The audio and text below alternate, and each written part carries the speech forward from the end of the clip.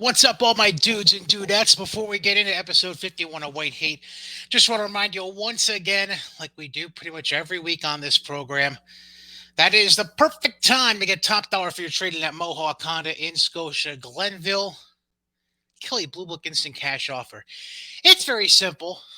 You go to some dealerships, you got to wait 3 to 5 business days, maybe a week or two to get money sent to you, check in hand for a trade in. Now, Mohawk Honda, same day you arrive on the lot with your used vehicle, you'll get a check in your hand so you can turn around, go right to the bank, cash it, deposit it, whatever you want to do with it. That's on you. Great offers from them. Or you could go the other route and just do a swap out. Figure out if you want a certified pre-owned used vehicle that's on the newer side, like a 2020 or 2021 Honda CRV, Honda HRV, whatever you may like, or one of their brand new vehicles or 2022s in stock. As the inventory continues to roll in at Mohawk Honda, you can check out all the newest vehicles that arrive on the lot on Mohawk Honda's social media platforms like Facebook or Twitter, or go to mohawkhonda.com. All the Mohawk Honda sales and leasing consultants willing to work with you to find the best vehicle for your budget and lifestyle, as well as find the best fair trade-in value for your current vehicle. So go visit Mohawk Honda, Scotia, Glenville this spring, where they always go out of their way to please you. Hello! Welcome to episode 51 of White Heat. What the accent? No fucking clue. But I'm doing it anyways. Yeah. Yeah. He's all right. I'm Brian. That's JJ. Oof. Been quite the last few days. Yeah. I'm both in wrestling and just me running around like a chick with its head cut off. I'm like half asleep, so if I say something stupid or actually that's not really out of the ordinary, so scratch that. I'm gonna say something stupid at some point anyways. Mr. Alexander, glad to have you back. What's going on? Not much, just going insane trying to get everything done before the next surgery date in a couple weeks. So are you staying cool now? Oh yeah, Central Arizona doing well. See, here was part of the problem I had over the weekend.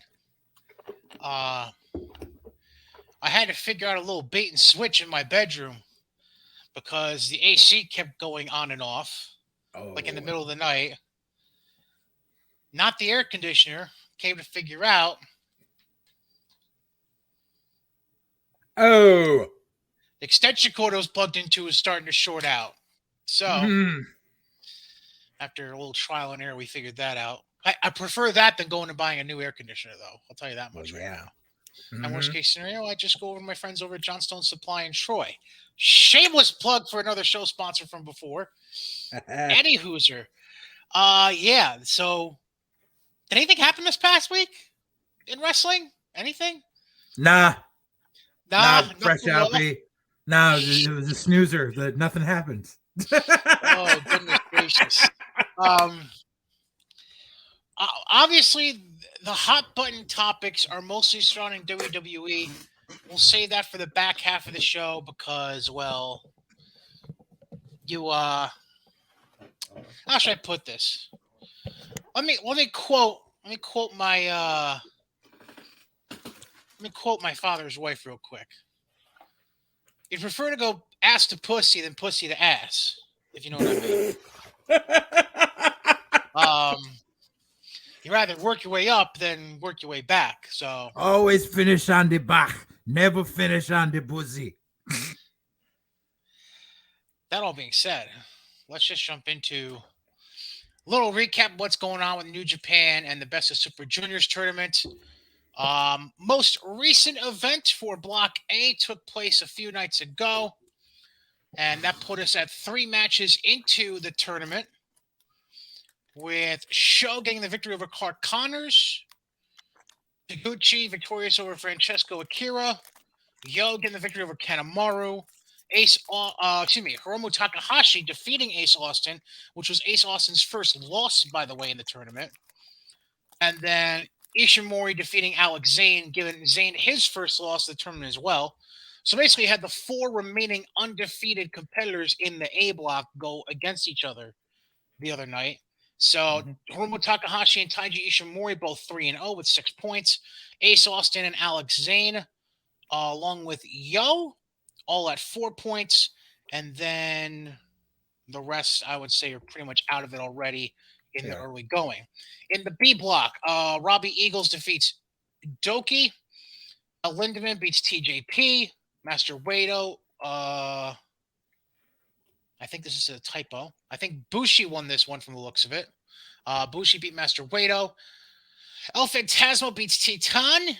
And El Desperado defeats Wheeler Yuta. So El Desperado and El Fantasmo are tied at 6 points apiece atop the B block. And Bushi has 4 points. El Lindemann has 4 points. And Robbie Eagles has 4 points. Everybody else, the other half of the block, 2 points or less. Ha! Are you laughing at the fact that Wheeler Yuta is one of those people with 2 points? Oh, yes. Okay. Best of Super Juniors continues. If you're in the US, it's because we're taping this on Monday, May 23rd. So the next New Japan event would be for us tomorrow morning for Tokyo, where they're fighting and having the card. It's tomorrow night, Tuesday, May 24th. And then B Block picks up again in Tokyo Wednesday. And then A Block again Thursday the 26th. B Block Saturday the 28th. And then A Block again Sunday the 29th. The grand finale of Best of Super Juniors coming Friday, June 3rd, in which they already have some matches set up for that evening. That'll include Tamatanga defending the never openweight title against Carl Anderson, and a heavyweight tag team title match, and Juice Robinson is defending the U.S. title. Don't quote me on who it is. I don't remember off the top of my head. Actually, I think it might be on their website, so please hold. I saw a graphic. Fuck, what was it? Here you are. Budokan, June 3rd. What do we got here? Jay White.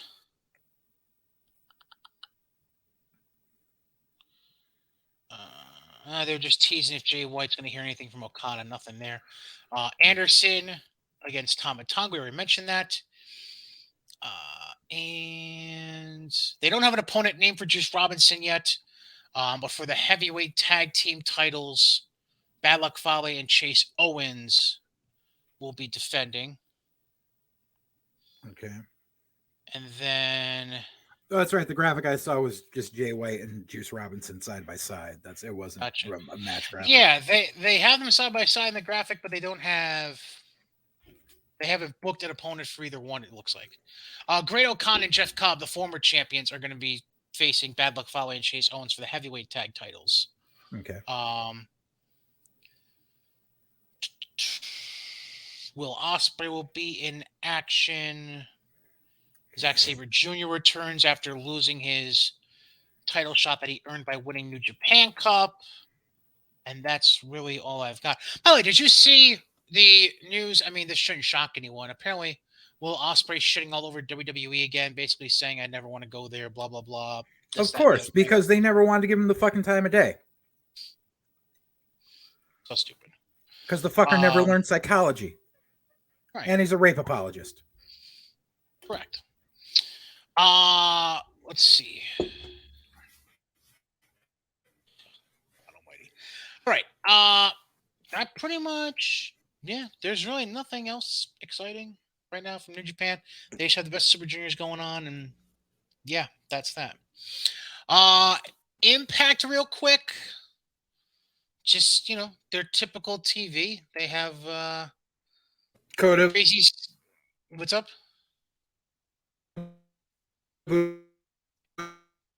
She's still in hiding.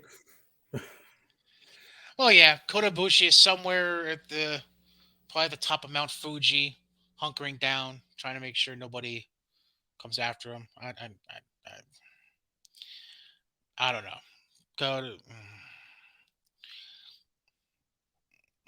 Nothing new to say on that. As far as Impact is concerned, before the Impact, they had Zicky Dice I got on your side. lose to Crazy Dad. Steve. This is not good. We're going to have to edit this. There you are. You all right? I got you. You were buffering for like the last minute and I was riffing. Oh, okay. All right, so let's just spin back then. Because you had mentioned if there was anything were you saying there was something new about Kota Ibushi, or were you just asking if there was anything new? No, I just said he's still in hiding. Yeah, like I said, he's probably somewhere high in the mountains, training with some samurais and trying to make sure he doesn't get beat up. That's whatever. Kamartage.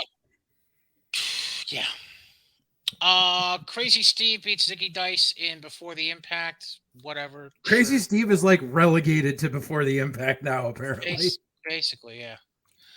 They opened their actual TV show with Ultimate X qualifying match. Laredo Kid beating Speedball Mike Bailey. There it is. Oh. What? How? What? I'd rather have Mike Bailey in that match than Laredo Kid. Okay. I mean, how do you rewind? Mm-hmm. How do you type a paragraph-long summary of a match and then put the incorrect match result underneath the summary of the match? Because the ending of this, no, this is the Impact website. It's even worse. It's their actual website. Oh God. The end sentence of the match summary is Laredo counters Ultimate Weapon into a roll-up for a near fall of his own. Bailey hits a pinpoint kick to the head, then traps Laredo in a pinning predicament to score the victory. And then right under it says Laredo Kid defeats Mike Bailey. Oh, so Mike Bailey did win. Oh, okay. Yes.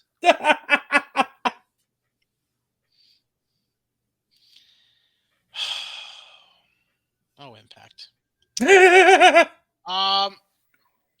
Then they got a pre-tape apparently from Ace Austin addressing Mike Bailey and Kenny King, who qualified for Ultimate X. Sure, whatever. They coming for you, Brian. Then we got a pre-tape from I hear the sirens too. I have no idea what the hell that's about. Then we had a pre-tape of Cardona and Chelsea Green from their honeymoon. Fuck them.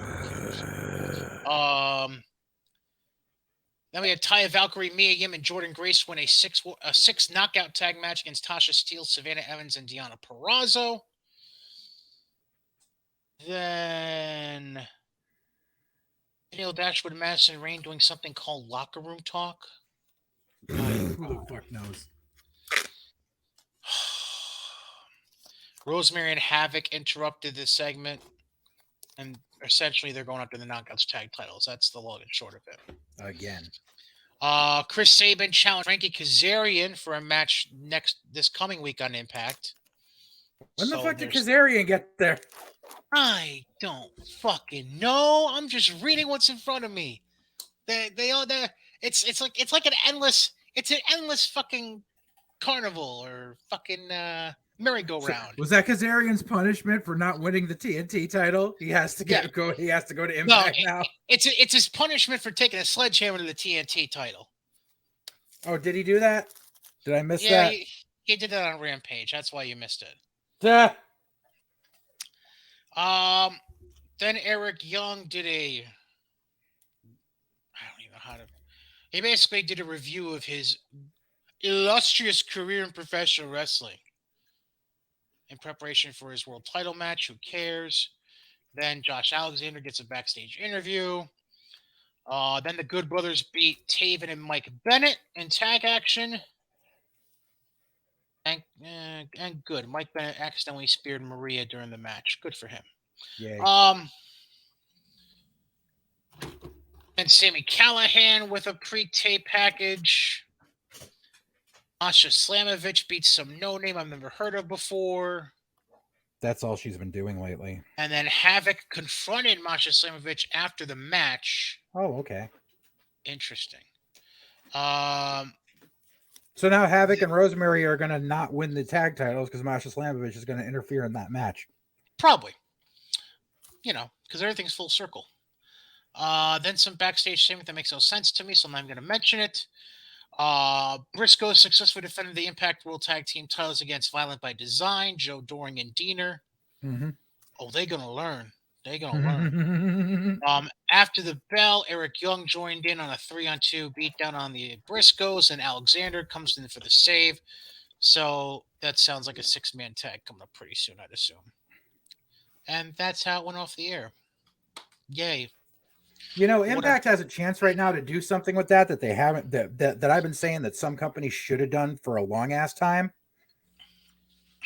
And that's bring in Mance Warner to be the long lost Briscoe cousin. Is he still trolling around MLW right now? Oh no, he's been done with MLW for like a year.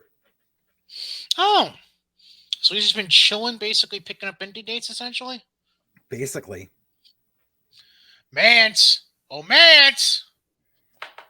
Mance! Wake up! Get some money. Blank check is here. Like ever since the first time I saw Mance Warner, I'm just like, the Briscoes lost someone. Hey! Wake up! Any hooser. Now we've gotten the basic companies out of the way without any unnecessary drama outside the ring. For this week, at least, because who knows how anything with Kota Ibushi is going to develop. Mm-hmm.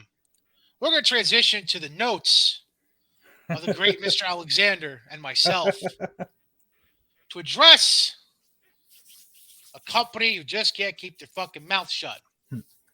So I actually did not write down notes because I didn't watch it live. I was actually decided to spend a night out with friends and have Mexican food. So I actually just watched it last night. So everything is fresh in my mind. Well, Marco, I spent Saturday night. After a day of hell on Saturday, I spent the night catching up on, because I watched Raw live last Monday. But I had NXT, Dynamite, Rampage, and SmackDown all in the can of my DVR. I'm like, I got nothing to do tonight. Let me knock out my homework for Monday's show. Bang. Before we get into the actual lack of entertainment in that 3 hours of television last week, I need to address two things. Number one, I believe this is something you showed me. I'll bring up the tweet for those watching on YouTube, but I'll read it out loud for the audio-only audience from Google Play, Apple Podcasts, or Spotify. A tweet from Kenny Oliver. Olivier. I missed the I. Sorry. It's a troll account because that's what Cornette calls Omega. Okay, all right. I didn't catch that. Okay. So this was he put together a tweet that was inspired by Denise Salcedo, who's a how should I put this? She's not a Sean Ross Sapp or a Dave Meltzer, but she's of that vein in that she does coverage of pro wrestling news online. So the data gathered says Thunder Rosa's championship reign. Now remember, she just won the women's world title in AEW in San Antonio in a steel cage match around St. Patrick's Day. So this was 2 months ago, just over. Mm-hmm. So in her reign of 2 months, we have the following 3 bullet points. Number 1, 11 minutes of TV time on regular programming since winning the AEW Women's Championship. Now, this says 62 days ago. I don't know the exact date on the tweet, but if I remember, this was like 4 or 5 days ago. So we'll just call it 10 weeks. We'll just say that. Mm-hmm. To follow that up, that's 11 minutes out of 21 combined hours of Dynamite and Rampage. And then finally, 0 matches on regular programming in that time. So she won the belt and has essentially had 2 months off for whatever. and is finally going to have a match at Double or Nothing this coming weekend, which we'll preview at the end of this segment. Right, But because her only defense was against Nyla on Battle of the Belt, so that wasn't regular TV. correct. So now look at this parallel. While Britt Baker was women's champion, she either had a match every week or had a dedicated promo segment every week on TV, sometimes twice a week between Dynamite and Rampage. And even now, after not being the champion, she was gone for a couple of weeks. She took a couple of weeks off, and then she has had a promo segment or a match every week on Dynamite. Or has at least been there on the screen for like some of the Jamie Hayter stuff as well. Exactly. Meanwhile, their women's champion is fucking invisible. Yet none of the basement goblins want to point that out, but they want to point out how the Intercontinental and U.S. title haven't been defended on a pay-per-view in a year. I'm not going to argue that. Well, there's a reason for that, but I'll hold that off till when we get to WWE. So, to explain why I said AEW can't shut their fucking mouths, allow me to pull this quote up. Yes. So Mr. Tony Khan had an interview with Forbes in the past week, which ironically came out around the time of the clusterfuck that exploded for WWE in the last week involving Naomi and Sasha Banks, which again we'll get to later in the program. Here's a direct quote from Mr. Tony Khan. Quote, I don't understand the idea of having a lot of different people write the show and then a person going in the day of and rip it to pieces and try to come up with new ideas. To be honest, when I hear about somebody going in and they have a TV show on Monday that they rip up, my first thought is, what were you doing all weekend? I work my ass off on the weekends. I have to come in with a plan for Wednesday and Friday night. I want to make sure Dynamite and Rampage is great. First of all, to correct him, you only have to come in with plans for Wednesday night because you do all your fucking show tapings on Wednesday night. With the exception of like 4 times a year. So I know I'm being a bit of an asshole and being picky about the word choice, but 48 weeks out of the year, you're only there one night a week. You're not there Wednesdays and Fridays. You're taping Fridays, you scumbag. Plus, on top of that, if that's his argument on that, who the fuck is booking the YouTube shows?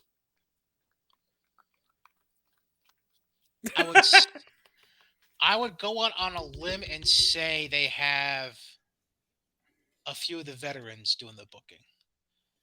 Although what kind of booking is really needed? Because there's no real creative process behind any of those shows. Right. It's all glorified squash matches. Right.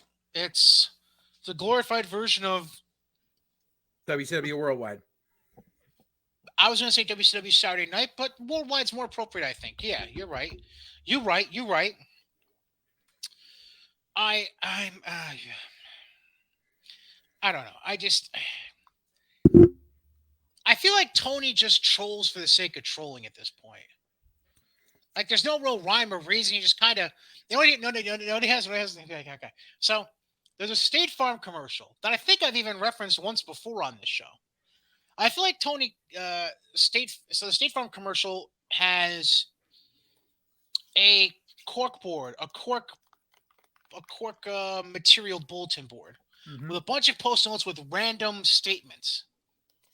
And Kendrick Perkins, who's an NBA analyst for ESPN, he does spin the bat and then stops while blindfolded and just throws a dart. And whatever it lands on the cork board, that's his critical statement for the next show he's doing. I feel like that's kind of what Tony Khan is going on. He has a bunch of just random anti-WWE shit on a cork board, and he just throws a dart every week, and whatever it lands on, that's the fucking thing he's going to troll him about. Yeah, it's a good possibility. But I mean, so here's a few things on that. Number one, don't say this shit to Forbes, because that's an actual business magazine. Shit like that gets back to Vince. You want to say this shit on fucking Busted Open and shit, whatever. No one cares. Don't say it on a business magazine that's, obviously going to get back to him. When, and especially, I loved how everyone came out and they're just like, yeah, so this shows that you spend your weekends where you should be focusing on your football teams, like American and International, and you do nothing for them, and that's why they're fucking in the shitter. So real good on that. But number two, this goes to prove that he like doesn't pay attention to it. Like he has Jim Ross on his payroll. Jim Ross could flat out tell him, listen, dude, Vince doesn't sleep, and Vince calls writers meetings together at 3 a.m. at his house. And yeah, the reason that Vince has ripped up the script in certain things is because he says, I want this, this, and this. And the writers, because they've hired TV writers and not wrestling writers, we've gone over this numerous times, don't know how to piece together things to coherently make sense. Because here's the thing that I will say. Is WWE programming monotonous at times? Yes. Do they do things that fans don't like at times? Yes. But the thing is, at least when they put together a show, run-ins are there for a reason.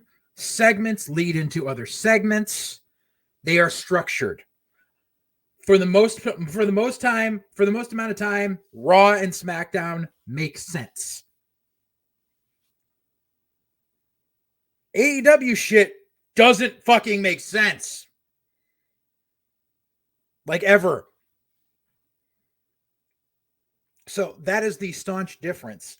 And just, dude, shut up. Because you sit there, number one, you apparently say that I write everything, which means you're stupid because, hi, I'm an indie promoter. And yes, I book 90% of the shit that we've done. But I still consult with the other owners and a couple of people to try to fit things together. Because no one man can do it all. And anybody that thinks that one man can do it all is sorely mistaken. Vince has a team. And sometimes the team has good ideas. A lot of times the team has bad ideas. But at least he consults with them and doesn't think, it's like, yes, he has final say. And that's why he'll do some rash shit at times. But at least he knows what the fuck he's doing. And he's doing it without the aid of cocaine and White Claw.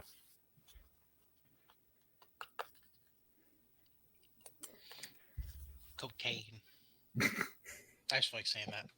All right. Let's get to the actual television product. Yeah. I want to start with this note to kick off Dynamite. Mm-hmm. Samoa Joe is fat. Yeah. I couldn't help myself. Sorry. Dude. Like, did you see the look on his face the first 2 minutes of the show was just like, I'm just collecting a check. I don't even want to fucking be here. Yeah, it kind of had that. Yeah. He ends up beating, I don't even know what the fuck the cornman were. They called him Johnny Elite because reasons. Dude, so the initial pop when they saw Johnny Elite on the thing, that crowd went nuts. And the second fucking Hennigan walked out,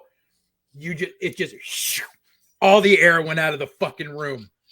Because everybody had their dick hard for Johnny Gargano. Right. And they were panning the crowd to look, and people were like, golf clap. Mm-hmm. Because they were like, ah! Oh. To quote Dave Chappelle, gotcha, bitch! I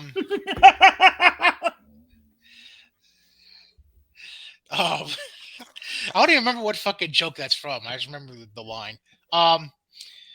David Chappelle. I'm gonna roll up in a garbage truck. Pull off the mask. Gotcha, bitch. So Joe beats Johnny, Owen Hart quarterfinal. Then they both get jumped by Sanjay and Lethal and Singh. And then, for reasons, the Fuckleberry Bunch comes in. Best Friends chases them away. Sure. Yeah. So they brought in Hennigan and he apparently says he doesn't even have a contract with AEW, so it was probably a one-off. Thank God for him. Right, but it's like, so once again, here you go, like you get everyone's hopes up and you bring in another WWE cast off, who AEW is supposed to be all about the young talent, and it's nothing against John, but John's been in the business over 20 years. Even fucking Joe has been in the business for fucking 20 years. Shooting themselves in the foot. Exactly. And like, you brought him in just a job. So like, even if you were to continue using him, but all the wins out of the sales already. And then like, did you notice how like, I don't even think he was consulted on like the beat down afterwards. Cause like he gets beat and then they come running in and he's just kind of rolling around the ring. Like, where am I supposed to go? Until fucking Dutt comes over and he's just like, stay down. Oh man. Yeah, that was bad. So then we get Lexi near the backstage interview with the Hardys. The Bucks interrupt it. Whatever. Sure. Let's show the Bucks have been listening to Cornette's podcast again. Then we get what's the Bucks listen to the podcast? Please enlighten me. Because Cornette when they signed Jeff Hardy and they ruined his shit within 2 weeks, Cornette laid out an entire plan of what should have happened and how they could have built up to the Bucks and the Hardys to at least try to get something because, you know, the Hardys are probably one of the, what do you call it? Jeff is probably one of the biggest draws they would have if they hadn't fucked him up already. But it was basically like, he basically laid out this whole thing of that didn't happen. Like the prefab of it didn't happen, but the finished product is happening. Where he was like, we're basically like, the Bucks start beating down Matt every week, yada yada. Like he gets injured, and then suddenly fucking Matt's cutting a promo, and then Jeff appears out of nowhere, and they get together and they basically say, you know, we're the originals. We're not a bunch of Hardy Boys cosplayers. We're the Hardys. You're the Hardly Boys. And lead into a pay-per-view main event of the two teams versus each other as a quote-unquote dream match, even though it already happened in ROH, but it didn't happen on a major stage. But Cornette basically laid out the entire thing for them. It was on, I think it was on the Experience like 3 weeks ago. If I remember correctly, the match they had was, I know that the was that Manhattan Center? Was that Final Battle?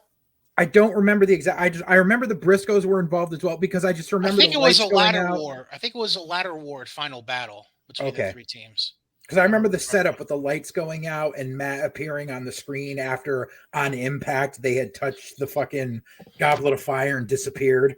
Yes. Yeah. Yeah, I'm pretty sure that was Final Battle Ladder War. I can't remember. Fuck it, I don't care. It was easy. It was like 4 or 5 years ago, whatever. Yeah. So basically, what you're saying is they listened to Cornette, and instead of doing all the labor, they went from the fucking right to the birth. Yep. Sweet, fucking sweet. That sounds like AEW. Yeah, yeah, motherfuckers. So then we get Hangman beating Takeshita with Punk on commentary. Dude, like, don't get me wrong. I think Takeshita is impressive. What was there to gain of having him face Hangman? Like, oh, nothing. Absolutely nothing. The match went too long. It basically showed Hangman can't hang with the guy they just brought in, who lost to Jay Lethal, who Lethal got pounded into powder by everyone prior to the ROH angle. Yep. So you've got a guy that lost to the guy that lost to everyone. Yep. And then you're going to put him against the champion and put him in a competitive fucking match. Yep. And then have Hangman. What the fuck was up with that finish? What, him doing the GTS? No. So they were both on the top.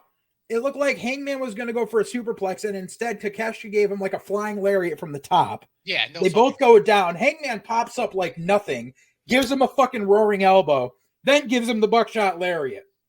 Yeah, no. And then the GTS. But it was like, so you just completely no-sold this kid's finish. Like, you just no-sold the flying lariat from the top fucking rope. Dude. Yeah. What the fuck? So you made this kid look like shit. So where's this kid supposed to go from here? Dark Elevation? Probably, but it's like here, this is like the shining star of this partnership with DDT Pro that you guys fucking advertised, and you've already had him lose in one mid profile and one high profile match. So now there's nothing to do with the fucking kid. And the kid, like I said, the kid's impressive. And that even fucking stupid ass Sockface was like, this kid fucking defeated fucking the Golden Lovers for the fucking DDT Pro tag belts. It's like, great. So you're saying this kid can beat Kenny Omega, but can't beat Adam Page and can't beat Jay Lethal. Well, Kenny Omega couldn't beat Adam Page. I mean, technically, yeah, but still, Sorry. Like the whole thing just doesn't. I know. Then we get a Fuego del Sol pre-tape. Talking about House of Black. The House of Black. And how they're gonna have a match on Rampage, which we'll get to later. And then joining Fuego del Sol, Evil Uno and 10. You can probably guess how that match went, but we'll get to it. The Dark Order went to the House of Black. Then we had Swerve and Keith Lee completely squash JD Drake and Anthony Henry. Then they cut a post-match promo. They get interrupted by Starks and Hobbs, and then interrupted by Jurassic Express, which was really Christian because Christian did all the talking, because God forbid Jungle Boy and Luchasaurus went on to do a fucking promo. And then Christian essentially books a triple threat tag team title match for Double or Nothing between the three teams there. For reason. And also booked Jungle Boy versus Starks versus Swerve in a triple threat next week. Well, this week now on Dynamite. Yeah. Like, I want to know how the fuck they became a top 5 ranked tag team when this is only the second match I recall them having, and it was a squash match as a tag team. Like I remember them losing to Starks and Hobbs. They did some off TV stuff. Oh, so they did some YouTube shit. The YouTube, yeah.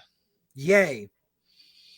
Like, meanwhile, once again, and like, I'm not a fan of it, but still, they're completely ignoring that Sting and Darby are undefeated as a tag team. But they're going to put these guys who have had 2 televised matches as a tag team and are 1-1 on real TV in a title match. Against Starks and Hobbs, who, besides that one match with Swerve and Lee, I can't recall the last time I saw them tag on fucking real TV. And Keep Jungle going. Boy and Luchasaurus, who, since winning the tag belts, I've seen them defend the titles once against Red Dragon, right?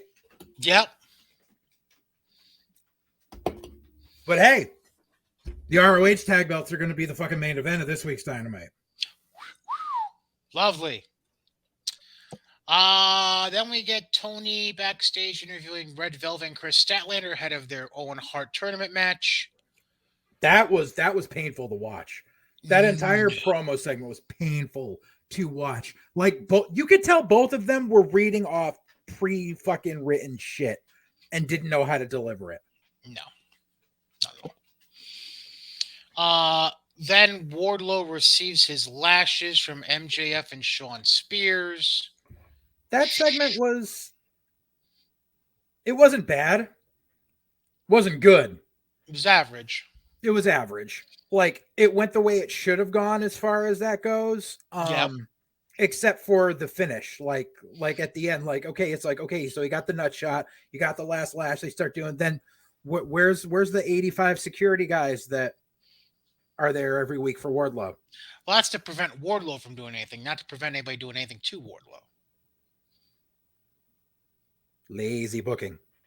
No shit.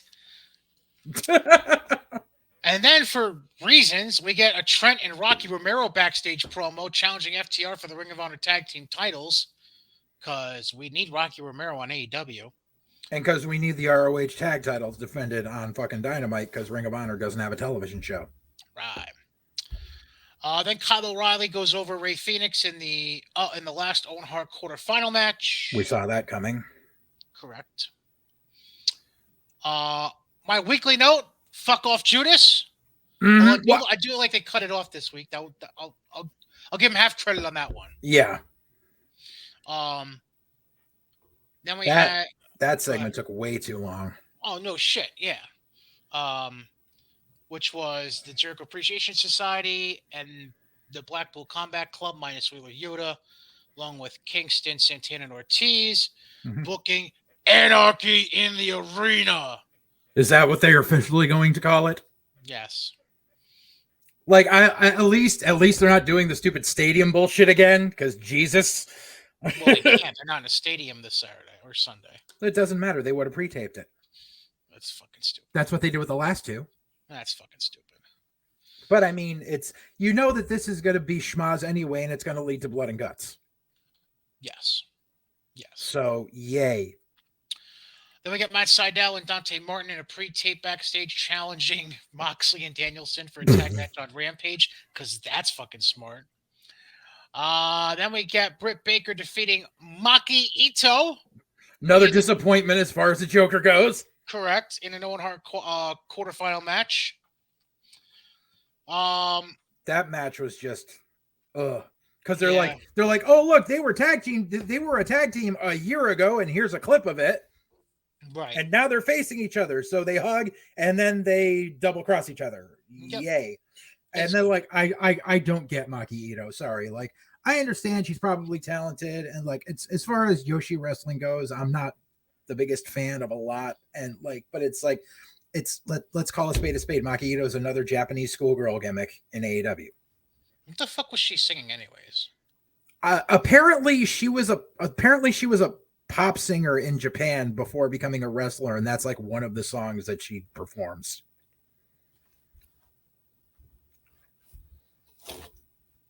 Tell me you're kidding. No, dude. Before training to be a Yoshi, she was a pop singer. Somebody go get Camilla Cabello on the line. We need her in AEW. She's Robin Sparkles, baby. Let's go to the mall. Yeah, fucking. Hey, Justin Bieber. Well, go get Justin Bieber on line 1. We need Justin Bieber versus Wardlow for Rampage. Listen, we almost had that one year. True. Not for Justin Bieber versus fucking Alberto Del Rio. No, that would have been disrespectful to Del Rio. They should have done Justin Bieber in Big Show because he's used to get beat up by little men. Anyways, that was the setup, though. Don't you remember? Yeah. Then we get Tony Schiavone looking to do an in-ring interview with Serena Deeb. Serena Deeb basically says, fuck you, and takes control of the segment. Calls out Dustin Runnels, confronts him. Then Thunder Rosa arrives to defend the honor of Dustin Runnels, I guess. Because apparently Dustin has been her trainer. That we're like, I don't remember that being referenced anywhere. I don't know. Here's what I don't understand. If they're not scheduled to compete and they're not in their ring gear, why are these fucking people walking out with their fucking faces painted?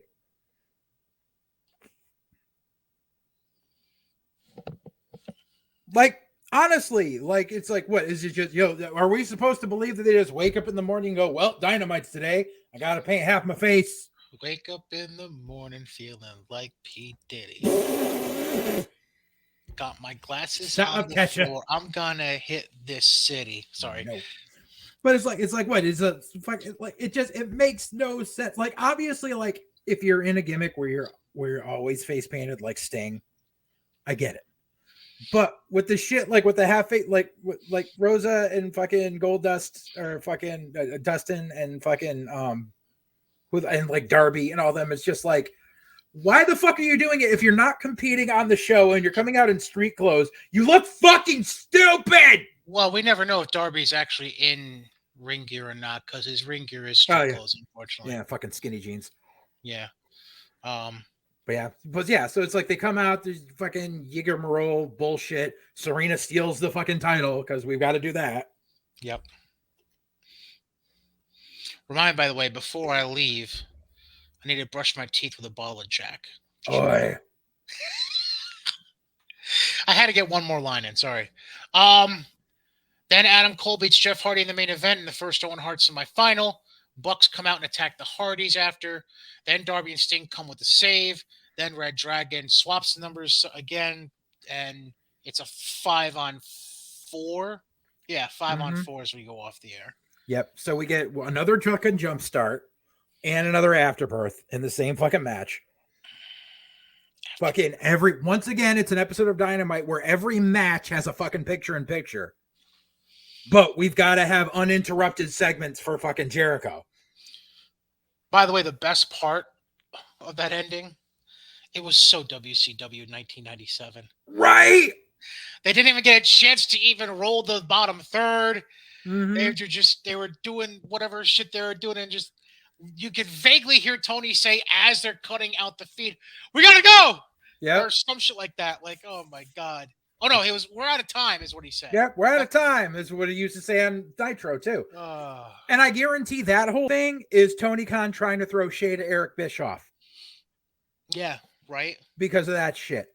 right. But I mean, so it's like, so obviously, I don't know. Like they'll probably set it up this week for Hardys and fucking Bucks at the pay-per-view. It's already officially booked. Oh, it is? Oh, okay. And then you know that we're gonna get some bullshit where there's gonna be some fucking 10-man tag on the following Dynamite with Sting and Darby, and God knows who else they're gonna pull into that. Who else has been fucking in that whole fucking shit with the fucking Undisputed Elite that hasn't fucking gotten any comeuppance yet? Sting, Darby, the Hardys. That's a good question. Or put Sting at ringside and add FTR. They could do that. Yeah. It's the only pairing that makes sense. I can't think of because I can't think of any singles people where I'd be like, yes, Right, exactly. That would probably be the way they'd go.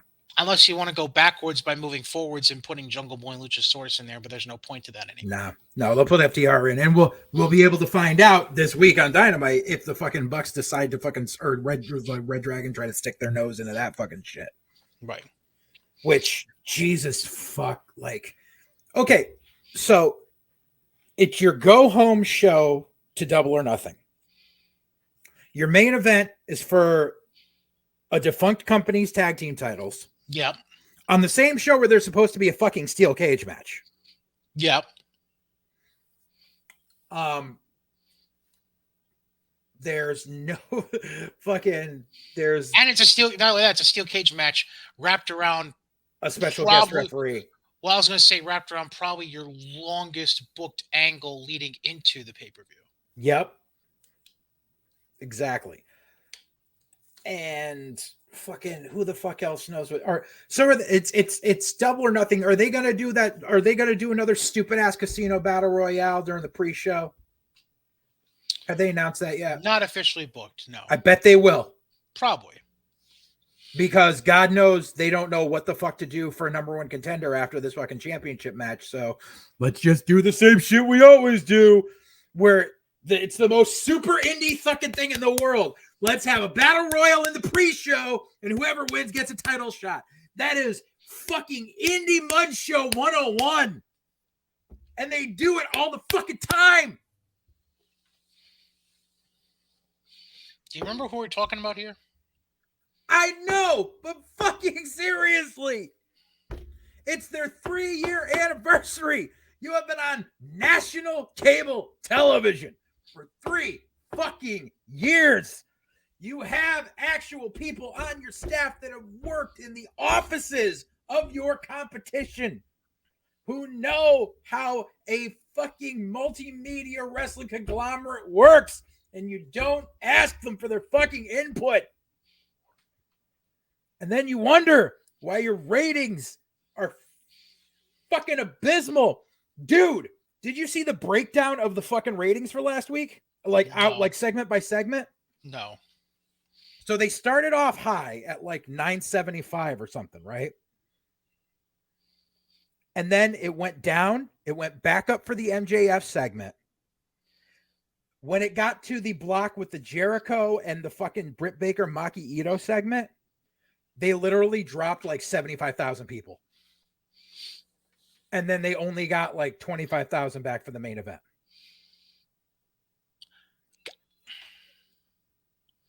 I'm going to say something I think is a little bold of me to say, but I'm going to say it anyways.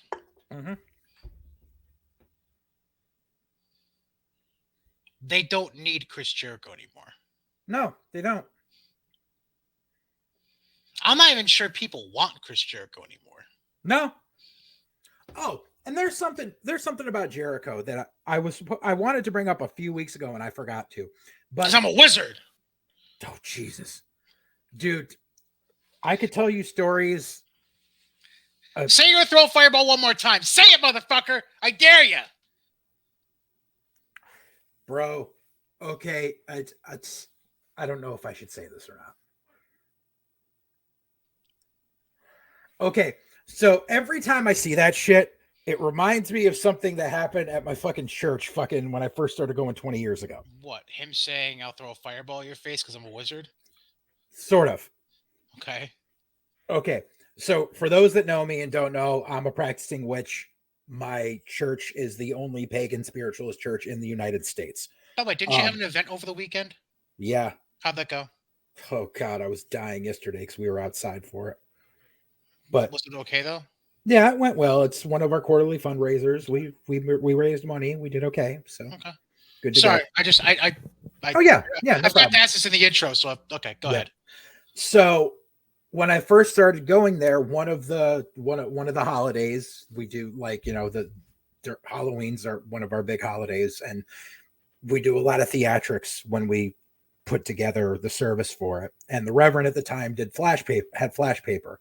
And so she actually did the flash paper thing for something. And literally there was this chick that used to go there. She not the brightest. She literally asked after the service what level which you have to be at to learn how to throw fireballs. I'm not lying. I'm a wizard. Exactly. So that's what I think of every time. But anyways, so this is something I wanted to bring up a few weeks ago, but I kept forgetting. But it's good that it comes full circle, because apparently Fozzy just released a new album. They mentioned it last week on Dynamite. So that's great. What was it, about a month ago? Fozzy played the Gramercy in New York, and they were presented with a gold record for Judas. I remember that. Yeah. So for those younger kids, let me grab gold record equals what? 500,000 copies. 500,000 copies. Yeah. See, back in the day, like back in the 90s, especially when everyone still bought physical media, like that was the thing. Was gold is 500,000, platinum is 1 million, and then you go multi times platinum over that. And I mean, especially like in the 90s, like fucking like Michael Jackson, Kid Rock, fucking. Oh yeah, Michael Jackson, but like Kid Rock, fucking Devil Without a Cause, the one that had all the big hits on it, Bob with the Bond Cowboy and all that shit. That went 7 times platinum in its first year. 7 million copies. Hootie and the Blowfish, their debut album went 8 times platinum in its Cracked debut Review. Year. Yep, Cracked Review, exactly. 8 times platinum in its debut year. So Judas cracked 500,000 copies. That album came out 5 fucking years ago. 5 years ago. Cinco. That's not a fucking accomplishment. This motherfucker has been touring on the basis of this album for 5 fucking years. Gold is not an accomplishment. It would have been an accomplishment if you hit it in your first year. But you're on a major record label, and it took you 5 fucking years. And of course, when I pointed this out online, the Basement Goblin said, "How many gold records do you have?" Motherfucker, I'm not a recording artist. I think this is the time where I should use my weekly phrase. Brain damage. Yep. Speaking of brain damage, we go to Rampage now. No, wouldn't that be foot damage?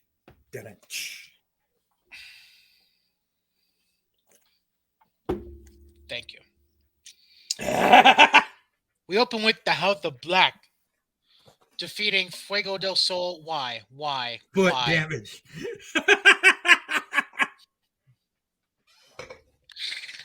defeating Fuego del Sol, Evil Uno, and Vance. Because we didn't see that coming. And then Death Triangle comes out to the top of the ramp and unveils a tombstone with House of Black and the Double or Nothing logo on it. Yay. Because that match really needs pay-per-view time. I know. We haven't driven this into the ground. Like, haven't they been fucking feuding with each other on the secondary show for months now? Yep. Then we get Tony backstage with FTR accepting the challenge from Trent and Rocky for Dynamite. Then we get Spears beating Big Damo. Who I don't think he signed to a contract. I think they just brought him in for a spot. Yep. Because that Control Your Narrative check probably bounced. Correct. Then we get the Undisputed Elite backstage where the Bucks challenge the Hardys for Double or Nothing. Then Statlander beats Red Velvet in the Owen Hart quarterfinal. Then we get Paige and Sky in the ring for a promo. They cut to first just Sammy Guevara and then eventually Kaz destroying the TNT belt with a sledgehammer. Yay! Great. So they literally redid the fucking Saturday Night's Main Event angle. Correct. Then we get Tony backstage with Britt Baker and Tony interviewing before their semifinal match in the Owen Hart tournament. And then the main event was Mox and Danielson beating up Sydal and Dante Martin. With a big afterbirth where fuckery happened. Please explain, because I think I missed that. Dude. There was like a run-in, and there was a whole bunch of the run-in with I think the Jericho Appreciation Society, and a big brawl broke out, and Danielson's foot got stuck in between the ramp and the ring. Okay, so that's what it was. Okay, because they didn't show that shit on the TV. No, but there's been fan cam footage all over Twitter. Because why would we show that on the TV show? Apparently, there was legit concern that he might have broken his foot. So they wanted to hold it off. But it's like there were guys like fighting around him, and he's like, yo, back the fuck off around me because I'm fucking stuck. But this is why you don't use that stupid ass fucking ramp. Like, the only reason they use that ramp is because they have fucking Dynamite has two setups. Or AEW live events have two setups. They either have the fucking ramp that comes down when they're in a smaller arena, or they have that for when they're in a larger fucking venue and they cut the arena in half because they can't sell enough fucking tickets. Right. And they have the old school WCW fucking ramp that goes straight to the ring. Which, by the way, is a bitch, funny as hell. Funny as hell because I can't remember whose entrance they were showing. I think it was when they... Was it Wardlow's entrance? I think it was Wardlow's entrance. For whatever fucking reason, they did the whole kind of Goldberg-esque thing where they were following him. Okay. Uh-huh. Did you notice how you were right about the stage setup? Because when they brought the camera around to Wardlow walking up to the stage entrance, you see a bunch of fucking empty seats behind the curtain. Yep. But no one believes me when I say they cut the arena in half. Yeah. But it's so they have that fucking ramp, which it's a pain because number one, you run that risk that obviously happened to Danielson. It looks like shit. Like in general, if you're a fan, it's a hindrance on the camera operators because they literally can't get around the whole fucking ring. It's a hindrance on fucking managers who fucking are on the outside. Cornette talked about it before. Like, you can't fucking, like, it's a bitch. Like, there's no reason to have that. Like, and the thing is, they've been in business for 3 years. Maybe it's time to update the way your display looks, like the way your optics look, especially when you're still pulling these tricks where you're cutting arenas in half.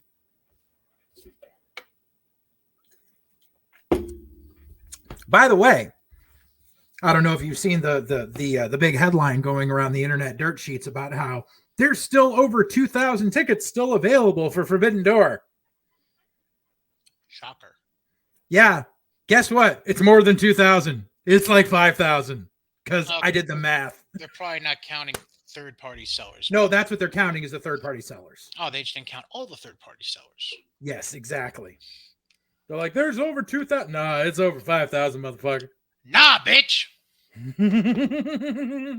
All right, so we're gonna transition to WWE stuff, and we're gonna start with an announcement that came as a little bit of a shock for those who were more interested in the other thing we're going to talk about before we get to WWE TV. So Stephanie McMahon put out a tweet, and I have it here. I'll read it for those not watching the YouTube.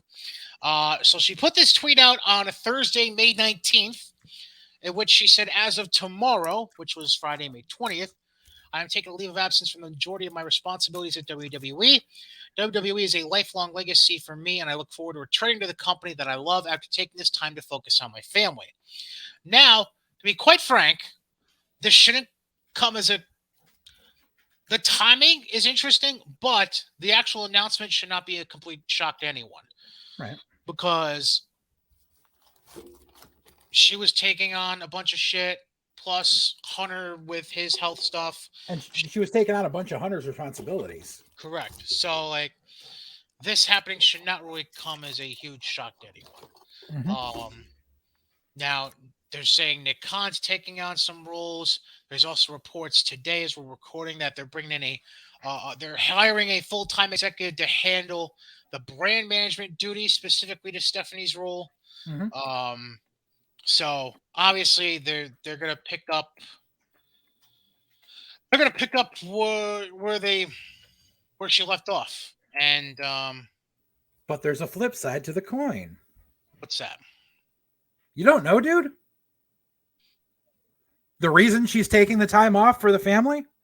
I did see something yesterday about them saying that there's a private and personal matter that she needs to handle. No, she's going to handle the family because Trips is back. Well, yeah, Hunter's taking on a full-time role again behind the scenes. Yeah, so he's taking back his responsibilities that Steph was doing.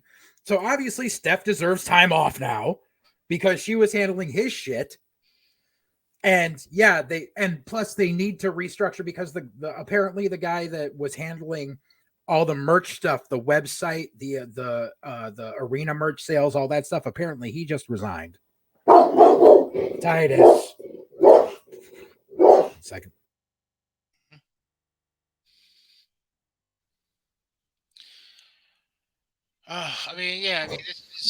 So sorry, but yeah, so he just resigned. So obviously they need someone to start handling that because apparently Nick Khan was going to take over that shit, which number one is why when I was in Hartford, there was barely anything at the fucking merch table.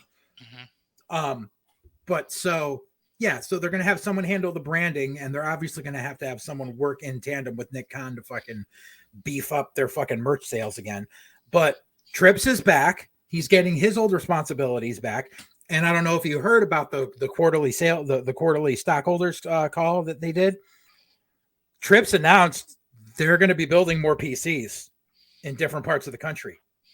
They're on that track again.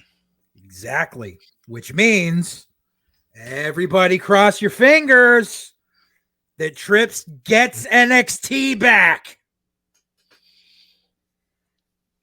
If he's on that track to build new PCs, that means it's going to be, and you know, so basically, and I said this, I don't know if I ever said this on here, but I said this back when Trips was really in the thick of NXT and they were going to start the arrangement with Japan and all that shit.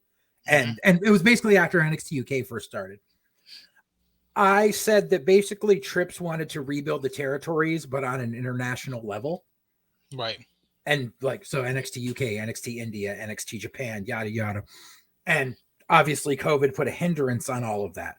But so Trips is back to square one. And I think Trips is going to build his own territories, but he's literally going to stick with North America. And so, and that's going to be the good thing because I think Trips is going to be like, listen, this is what we need to do. We need to build PCs. We need to have a level below televised NXT.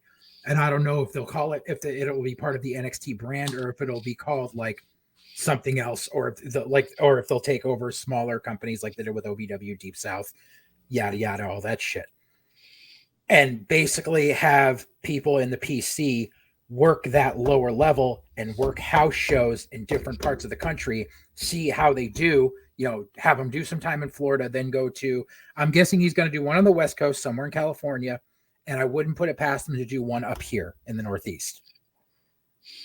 Which is interesting because, I mean, I was going to wait on this, but they did announce tour dates finally for NXT through Florida. Exactly. Which are on the screen right now for the YouTube audience, for those not watching. They have dates booked in Tampa, Largo, Jacksonville, Venice, Dunedin, another date. Oh, excuse me, not another date, but Orlando, Melbourne, and Ocala, I believe, is the other one. Or Coca, Florida, excuse me. And that's where a lot of these fucking greenhorns are going to learn that they're not as over as they fucking think they are. Correct. And it's going to take them down a fucking peg, and that's what needs to fucking happen. Mm-hmm. But so you figure that way, they can take someone, have them train at one PC, work house shows in that area. Then okay, you're getting over here. Now we're going to send you out to California. Then we'll send you to Florida. If you get over in all three, then we'll put you on televised NXT. Because that's the way this shit should be fucking happening. They shouldn't be taking these motherfuckers with 0 matches under their fucking belt and throwing them out there on national fucking television. We know this. I don't understand why the fuck Bruce Pritchard doesn't know this. I don't understand why John Laurinaitis doesn't fucking know this. These are guys that grew up in the territory days, who worked the fucking territories. I don't understand how they fucking think this has changed. I don't get it. But so we need to keep our fingers crossed that now that Stephanie home with kids, or they're not really kids anymore. They're in fucking high school. Stephanie home with the girls. Tripp's back to work. Tripp's going, all right, bitches. You had what, 8 months now to do what you wanted to do, and it's not fucking working. It's time for me to take my fucking baby back. I want my baby back, baby back, baby back, baby back, baby back. What? Boy. What? Boy. I gotta make some references somewhere. Speaking of John Laurinaitis. Now, I want to preface this part of the show. Bro. I want to preface this part of the show by saying this. Based on the reporting that was done the first 24 hours of this situation developing, Fightful can go suck a dick. Mm-hmm. Yeah, I'll leave it at that. If you want any reference to what I mean, just go look up their initial reports of the situation we're about to break down. So, what I'm going to do first is read the WWE statement that was released the day after Monday Night Raw last week.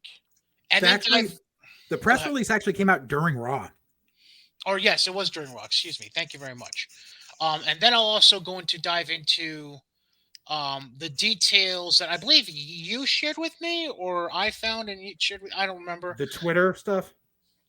It was a Facebook post I saw. But yes, Twitter was the direct relation to it, yes. Okay, yeah. Okay. So let's start with the WWE statement. So the statement they released during Raw was, when Sasha Banks and Naomi arrived at the arena this afternoon, they were informed of their participation in the main event of tonight's Monday Night Raw. During the broadcast, they walked into WWE Head of Talent Relations John Laurinaitis' office with their suitcases in hand, placed their tag team championship belts on his desk, and walked out. They claimed they weren't respected enough as tag team champions, and even though they had 8 hours to rehearse and construct their match, they claimed they were uncomfortable in the ring with 2 of their opponents, even though they'd had matches with those individuals in the past with no consequence. Monday Night Raw is a scripted live TV show whose characters are expected to perform the requirements of their contract. We regret we were unable to deliver. End quote. Now, I don't have the pictures loaded up, but I will read through the back end of this. Mm-hmm. So apparently someone close to Naomi and Sasha on Twitter, who is followed by Naomi, which I don't know if that's neither here nor there, but whatever, was apparently given permission to share their side of the story. Here's the direct quotes of what was put out there.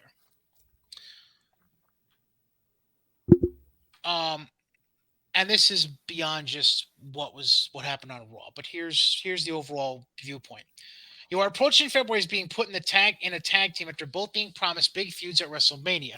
You bite the bullet and put everything you got into being a tag team. It works. You get over, win the tag title belts at Mania, and become merch pushers. 5 weeks into your reign, you show up to live TV ready to work.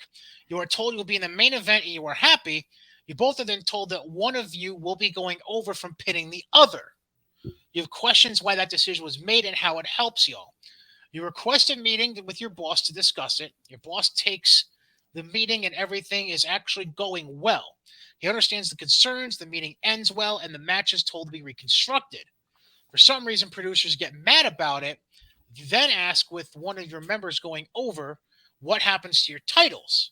You are told basically that you will just be carrying the belts. They want you to use both to help both women's champions get more over, with the booking projected to be Bianca versus Naomi for the Raw title and Sasha versus Ronda for the SmackDown title. Neither of one of you will win the solo titles, and you won't defend your tag titles until Money in the Bank, which is in fucking July. I added the fucking July. Uh-huh. You ask for another meeting with your boss, but this time you are being called spoiled, and a producer walks away screaming. He comes back and tells both of you to fix your attitudes. You'll have a brief meeting amongst yourselves and decide to stand up for yourselves. Go to another boss and make it clear you just have concerns. You ask why you're even in the match and why aren't other women in it. Which, by the way, just so you know, it was a 6-pack challenge that was booked when Naomi, Sasha, Becky Lynch, Asuka, Doudrop, and Nikki ASH. Again, you are met with "fix your attitudes" being the main quote. So after one final meeting with yourselves and asking others, you make the ultimate decision as a team. It's sad how one side is trying to create a fucked up narrative. Also, is asked why were Nikki Ash and Doudrop in the match instead of starting their program tonight. Naomi nor Sasha talked down about being in the ring with either one. I don't know how that got flipped. So basically, they're saying, number one, that Nikki ASH and Doudrop were the two talents that were vaguely mentioned in the WWE press release. Number two, you're obviously going to have an approach from both sides. Now, since then, they've had Corey Graves said some what felt like pre-rehearsed line during the broadcast on Raw about them leaving.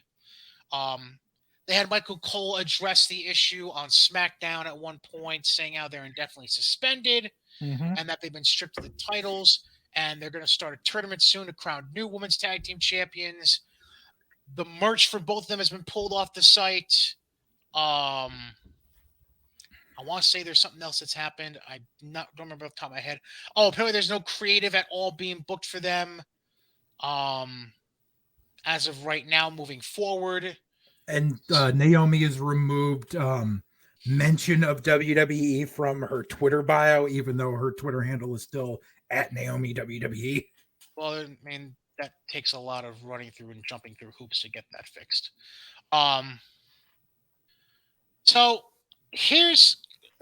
So initially when all this shit was happening, the first 24 hours, I know we had a very brief discussion. I asked you, work or shoot? You were of the belief work. I asked you again as we got towards the weekend if you still held that belief. You said you'd step down from the strength of your belief, but you still believed it was a work. Now looking a full week later, essentially, are you still of the belief that this is a work angle that somehow kind of turned itself into a shoot somehow? Yes. Okay. I believe it's a majorly worked shoot. Okay. For lack of a better term. May I ask your main reasoning as to why you believe that? Absolutely. So, judging from other times when things like this have happened with talents walking out, yada, yada, all this stuff. Number one, it's usually not acknowledged on programming, especially not the same day that it happens. But this was literally part of this was a focus of the TV show with Becky doing the promo, with I ran to get here. They walked out. Blah blah blah blah. Then have Corey Graves with the pre-recorded with the pre-rehearsed. They were unprofessional. Blah blah blah. All this shit. Having Michael Cole's that was a big giveaway. Is the suspended indefinitely? That term has been used so fucking often for angles that's automatically where you're going to go.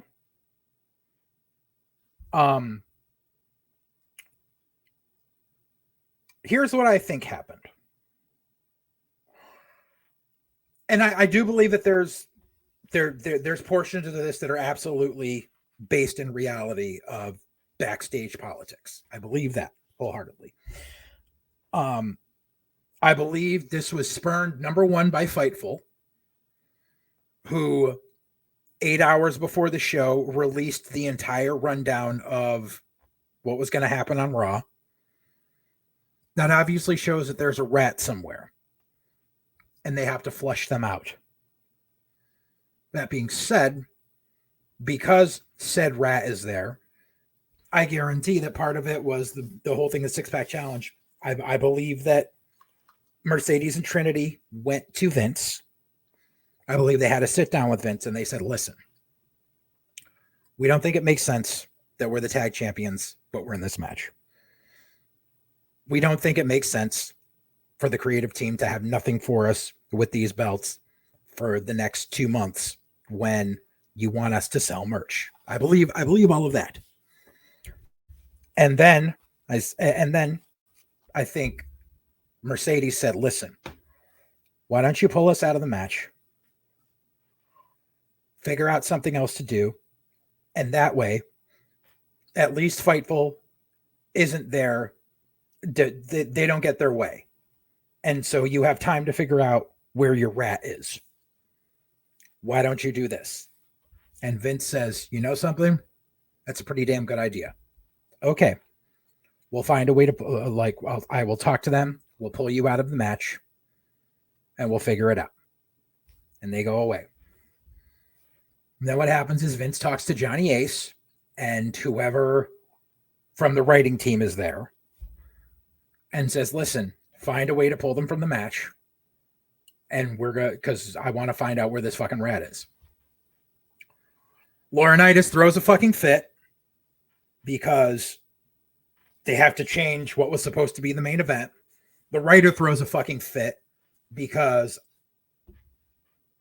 it's WWE. They obviously the writers are burnt out at times, and they would probably just hit a burnout level where they were like, fuck this. And so then what happens is Laurinaitis walks by them and says, you're fucking spoiled. You need to change your fucking attitude. Because I can absolutely 1000% see Laurinaitis saying that to female talent. Because Laurinaitis has never respected the female talent. Oh, go ahead. I just want to chime in with the writer and Laurinaitis reaction. Because there was an easy solution to this. Now, granted, it required a little fucking thinking. Mm-hmm. Didn't we just see a mini program for the women's tag titles? Yeah. Who was it with? Thought it was with Natty and Shayna. Correct. Mm-hmm. Why can't you just prolong that angle? Mm-hmm. You could have had them jump Naomi and Sasha backstage and had them get inserted into the six-pack challenge. I think the problem is they weren't there. You know what? That's a fair point because I believe they're SmackDown talent. So yes, that does create a problem. But even still, you could even go the angle of you find them hurt. Yeah, exactly. And leave it open-ended. Right. And exactly. then just put Alexa in the fucking match. Put Sonya in the match. Don't have the six-pack challenge at all and just do because a fatal four-way. No, not even fatal four-way. Just do Becky and fucking Asuka because that's what everyone's been waiting for and expecting anyways as far as this goes. Well, that's why this whole six-pack challenge came out of nowhere. That portion made no sense. And that's why I think that was put there as bait for this fucking rat. So what happens is Laurinaitis fucking mouths off to them They go, and then basically, God knows what else fucking happens, but probably Laurinaitis turns is just like, oh, just take them out of the fucking match completely, or does something stupid. Mouths off, gets all bitchy. They go and they talk to Michael Hayes. And they say, listen, Laurinaitis has a bug up his ass. We don't understand what's wrong. We already talked to Vince. And I don't know what the fucking damage is. And Hayes probably says, I don't know what's up his ass either. Let's go. I'll go talk to Vince. We'll try to pull you out of the match. Whatever. Yada, yada. Walks away. And then what happens is Laurinaitis puts his foot down, says, I'm not taking him out of the fucking match. We're not rewriting this again. Blah, blah, blah, blah, blah, blah, blah. And fucking throws a fucking tantrum because it's female talent. So Naomi and Sasha say, we want to talk to Vince again. Laurinaitis says, I refuse to let you talk to him. So that's when they say, here's the fucking belts. See ya. We'll call Vince in a few days. This brings up a bigger issue. Uh-huh. That we've kind of sort of deconstructed here on this show in the past. Mm-hmm. We have heard loose allegations, I'll call them, from a number of former female talents. Uh-huh.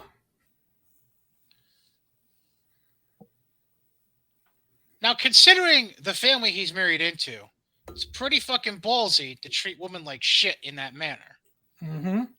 But are we looking at a case of John Laurinaitis being more out of touch than Vince McMahon and a bigger douchebag than Vince McMahon? Absolutely. That's why the fucking female talent down at NXT looks the way it does right now. Fucking Cornette talked about this a couple weeks ago, how like they'd be looking for actual female fucking athlete wrestlers, and Laurinaitis would be looking at lingerie catalogs and finding models and be like, you want to be a wrestler? Literally. So it's I guarantee this is a major Laurinaitis problem. And so what happens is they left and they told Vince, listen, just write us off for the night. We'll figure this out later. Suspended indefinitely is a John Laurinaitis fucking standby. He fucking loves fucking touting that shit. So then That's let me ask a question then. Okay. Why does he still have a job? Because he's a fucking yes man. But if you have all these female talents who feel the same exact way about that man, why is his behavior being tolerated? And don't say yes man again. Because of how long he's been there. And it's going to take an internal investigation, which is another reason with Trips back there, I hope happens. Because that Laurinaitis is a major problem. He's been at Laurinaitis and Kev. Sorry. So yeah, that's the producer that was throwing the fucking fit besides Laurinaitis, Kevin Dunn. Because I was like, probably someone on the writing team was pissed too. No, it's Laurinaitis and Kevin Dunn. Guaranteed they're the fucking culprits in this. So what happens is they walk out. I guarantee fucking Mercedes tells Vince, we'll talk in a few days. And then once they walk out, then we have to do the whole, it's unprofessional. They walked out, stripped of the belts, yada, yada, yada, this, that, and the other thing, go along with the angle. And you know something? It wouldn't put it past me that she talks to Vince both of them talk to Vince on the phone a couple of days later. Be like, listen, this is already happening. Let's just run with it. Because who the fuck is going to think this is a work if you pull our merch from the fucking website? True. And because here's the thing, when someone gets suspended or fired, they don't yank them from the merch site. Correct. They put their shit on clearance. Mm-hmm. They don't, because if you type in Sasha Banks or Naomi, it says no results found. Mm-hmm. That doesn't happen with anyone. And that's of course TMZ reports on it. So of course, but that's the only like site besides Dirt Sheets. TMZ is the only site that like report, like, I don't think Sports Illustrated has said anything about this. I don't think so. And Sports Illustrated will jump on shit like this. So that's why I feel like there's an air of how it came about that's in reality, but I believe that it's a long-term work. And here's the finality of it. I guarantee the reason Mercedes said, let's just run with this is because the internet already expects this from her, because all the bullshit that happened back a couple of years ago at WrestleMania. Remember when all the rumors came out about her and Bayley lying on the floor in Gorilla in protest of having to lose their tag titles and all that bullshit? Yeah. And then Mercedes took a few months off afterwards. Mm-hmm. So that all came out during Broken Skull and during her fucking Evil about how, yeah, she was a bit burnt out after Mania and she really needed time off.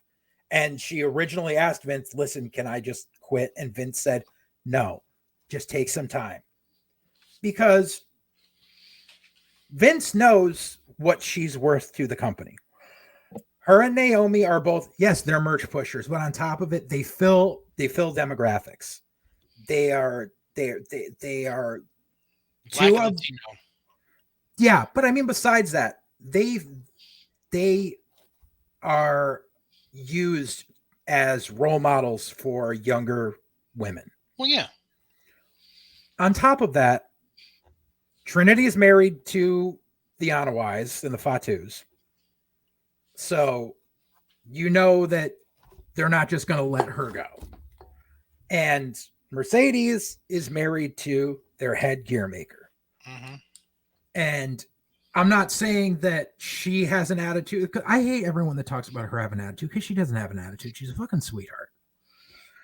But they will do whatever it takes to placate to her so they can keep Sarath, because he's the best gear maker they've got. And the thing is, and you don't want them to go to the fucking competition, because Tony Khan would throw a fucking God knows how much money at them. But, and the thing is, she usually takes time off after Mania, because that's Sarath's big payday is Mania, because he makes everyone's Mania gear, and then he's able to take some time off, and they usually like to take time off together.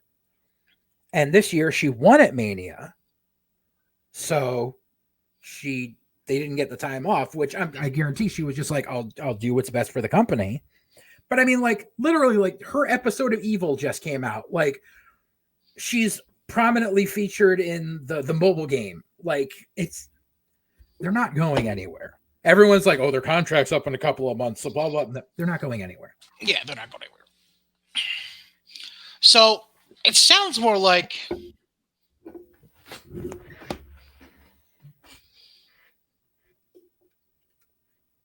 I wouldn't even call it a shoot. It just sounds like real life backstage bullshit drama turned into a work. Exactly. This is what. So I coined this term back in 2007 when we had an incident at a show where we were supposed to, the show was supposed to finish a certain way, and it kind of got fucked up, and some real shit came out. Everyone says work to shoot. Mm-hmm. What we did was kind of the reverse, so I called it a shot work. That's what I think this is. Shot themselves into a work, yeah. Yep. Yeah, basically. All right, let's get to the actual TV product. Why do we have a countdown clock? So I know when to turn off Raw, because I did. You're welcome. That was the answer I was looking for. Thank you very much. So we abandoned collapsing the ring for the lazy. Let's have a Lashley steel cage match out with somebody going through the cage again. They literally did Roman and Bork. Yes. Except they had the right finish this time. Right. I had to think for a second about what you're referring to. Yes. For those of you that don't get my reference, by the way, back during Bobby's initial WWE run, he had I believe it was an ECW title match against Umaga in a steel cage, and motherfucker speared the shit out of Umaga through the cage, I believe it was. That's That's what I'm referring to. Yep. If you don't know it, go look it up. It's around the time of WrestleMania 23, I think, somewhere in that ballpark. It When was they were like 08, 09, yeah. yeah, they were building up the whole Battle of the Billionaires with Trump and Vince and the haircut thing, and go look it up. It's around that area. Anyways, so yeah, Bobby wins. Great, whatever. Um, then we get a bunch of douchebag fuckery where they announce Theory versus Ali in a non-title match. Then Theory gets on the mic and brings out The Miz as a special guest referee, and then announces that he's no longer in the match, that he's now being replaced by Veer Mahan, and Veer Mahan squashes Ali. Yes. And then as the three of them jump Ali, the Mysterios make their return to stop the attack. No. Right. And I think that was in response to Fightful, because Fightful said that it was supposed to be Veer versus Ali right off the bat, so they did a bunch of bait and switch leading into it. Correct. Do we know what the fuck Corey Graves is wearing? I was not paying attention. I just don't bother. Then we get Pierce and Becky backstage, where he books Becky and Asuka as the main event, crown number one contender. Sure. Riddle beats Jimmy Uso.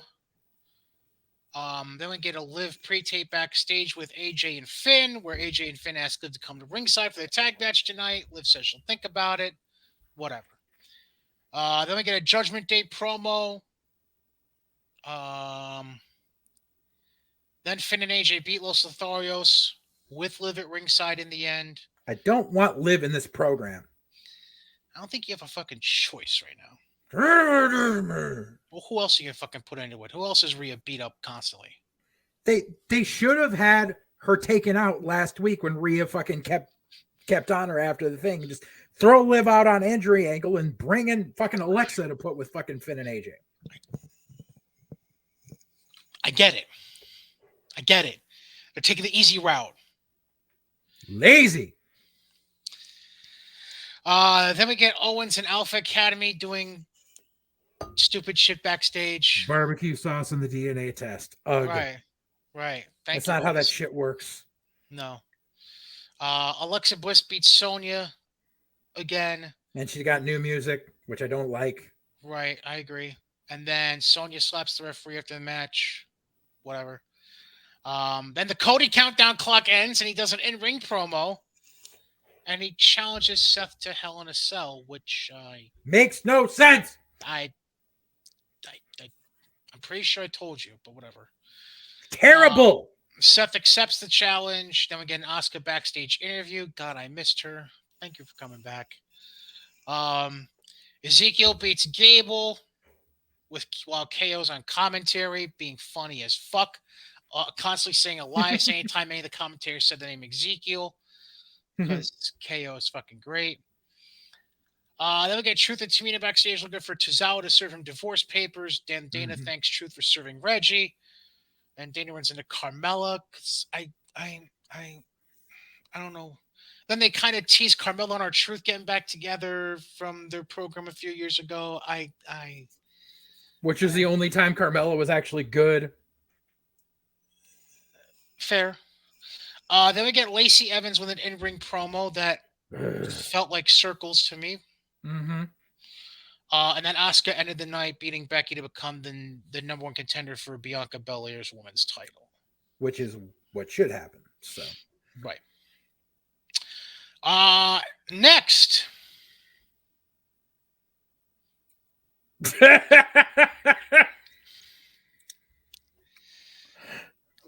Yeah.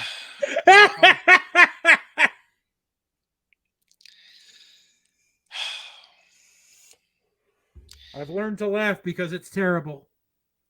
I think I need to take back the timing of the phrase I used earlier and apply it to this now. Brain damage. Fucking Pritchard and Laurinaitis, dude. That's all this fucking show is at this point. So they open with Solo, Sikoa, and Cameron Grimes beating Mello and Trick in a tag match. Which was all right. Right. I'll give them that. Okay, so you started the show well. That's nice. Then they have See, in my notes I have that they did a video package for some chick named Thea Gale. I don't remember if that actually happened. Yeah, I'm trying to think, did it? Okay. yeah. That's the girl that's still in high school, right? Oh yeah. That's right. Yeah, because let's cite a 17-year-old. Then Lash Legend beats Tatum Paxley in a Terrible match. breakout tournament qualifier. Can I just say this? Lash Legend is awful. Yes, she is. And the really sad thing is this tournament is based around us getting fucking Not Wendy Williams versus Ass Bitch Part 3. Not Wendy Williams. I had to think for a second. That's funny. It's these tournaments, and there's something I forgot to say with AEW. These tournaments that these shows are doing have become so fucking predictable. Yeah, fucking the Owen Hart tournament. We know that fucking Cole and Britt are gonna fucking prom king and queen this bullshit. Maybe. Then we get Tony D backstage telling his crew he'll handle Santos by himself tonight. Whatever. No one cares. It's a heel versus heel feud. Yeah, I know. Then they reveal the NXT tour dates for the summer that they've booked. The You Gonna Learn Today tour. Basically. Duke Hudson backstage interview cut off by Braun, who goes into the ring to do a promo himself. Gets interrupted by Joe Gacy, who then challenges him to a title match at In Your House with the stipulation Braun can lose the belt if he gets disqualified. Which could be foreshadowing, but God knows it probably won't be. Probably not. Like here, well, see, here's the thing. There's an easy solution to that, but but there's no winners in this. So this is what could possibly be happening. Didn't they do that angle with Orton and Christian a long time ago, and a lot of being how Christian got the title back for the second time?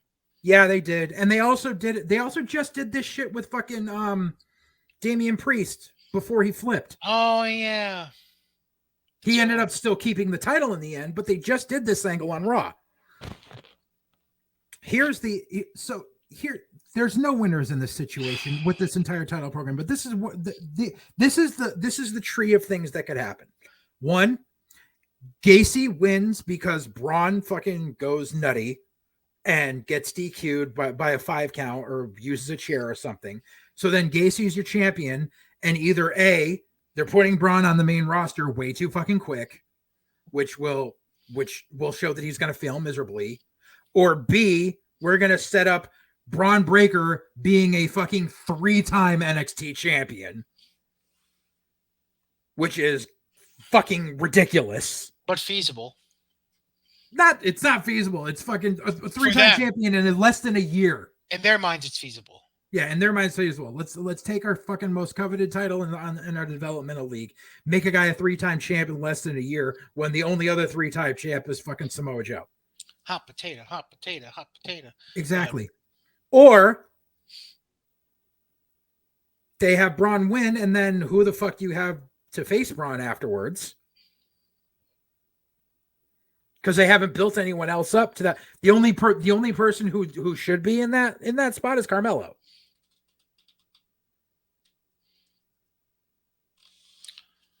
Which you could set up if you have Carmelo lose earlier in the night.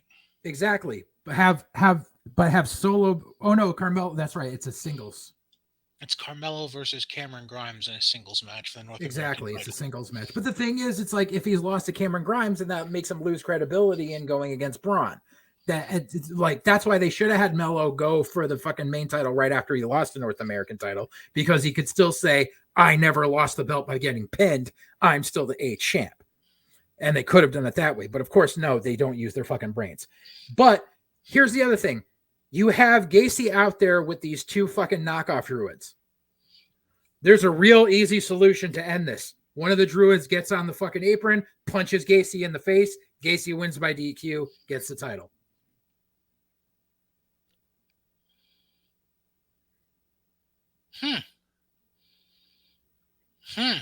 But they're not going to think of that. And you know where that came from? New Nexus. Walk alone. When they introduced Mason Ryan. Oh, that's... Wow. Wow. Yeah. Yep. That's... Talk about a failure. You know something? they brought him to the main TV too soon, because when they sent him back down to Florida, he was a fucking beast in old NXT. I know. And he was getting over. I know. They just brought him up too quick, and because he looked too much like Batista. Sure. Then we get an Indy Hartwell pre-tape. Are we really going to set up Indy Hartwell against Mandy Rose? Please no, please no, please no, please no. Please they're gonna. Please no. Oh, fuck, no. Because they have no one else. No.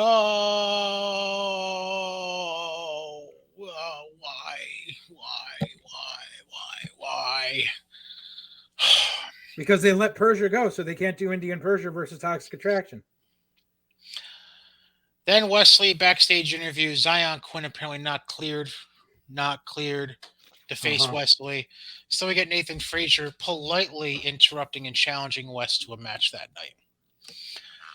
Viking Raiders beat the Creeds after the Creeds stopped Roddy from interfering during the match. As they should have. Santos claims no interference from Legato tonight in a pre-tape. Then we get Braun backstage interview. Duke Hudson interrupts to return the favor from earlier in the night. And then...